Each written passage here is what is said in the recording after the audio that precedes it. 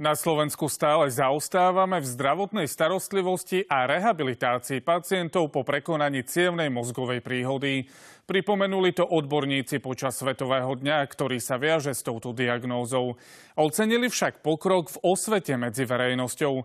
Naše štáby sa o tom boli presvedčiť v Trnave a v Košiciach.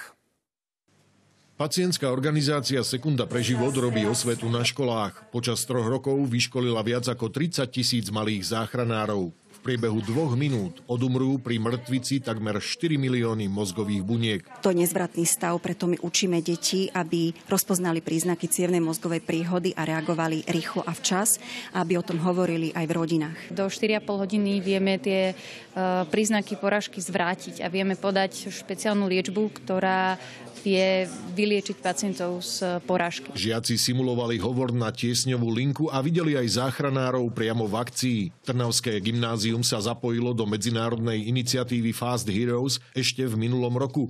Zaradili ich medzi top 10 ocenených škôl z celého sveta. Myslím, že na základe aj tejto prednášky a veci, ktoré som predtým vedela, by som vedela identifikovať príznaky. Bolo to dobré, myslím si, že je dôležité vedieť tieto príznaky, aby sme teda mohli zachraňovať tie životy. Aj v Košickej univerzitnej nemocnici Luisa Pastera robili osvetu o tom, čo robiť pri vzniku cievnej mozgovej príhody. Tu máme takýto základný letáčik, kde sú tak pekne zobrazené prvé príznaky, čiže pokles ústneho kútika, slabosť jednej strany tela alebo porucha reči.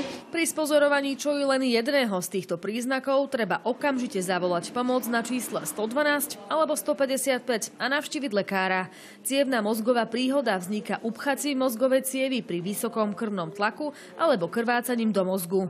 Na toto akútne ochorenie zomiera viac ľudí ako na srdcový infarkt. Za posledných 15 rokov sa takmer zdvojnásobil výskyt pacientov s cievnou mozgovou príhodou a čo je alarmujúce je to, že sa vyskytuje aj pod 60 rokov, čiže môže kľudne postihnúť aj človeka so vekom okolo 30. Cievna mozgová príhoda postihuje približne 15 miliónov ľudí ročne na celom svete.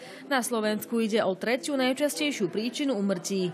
Počas svojho života ju v priemere zažije 1 zo 6 ľudí. Vlado Húlik a Nikoleta Ferková, RTVS.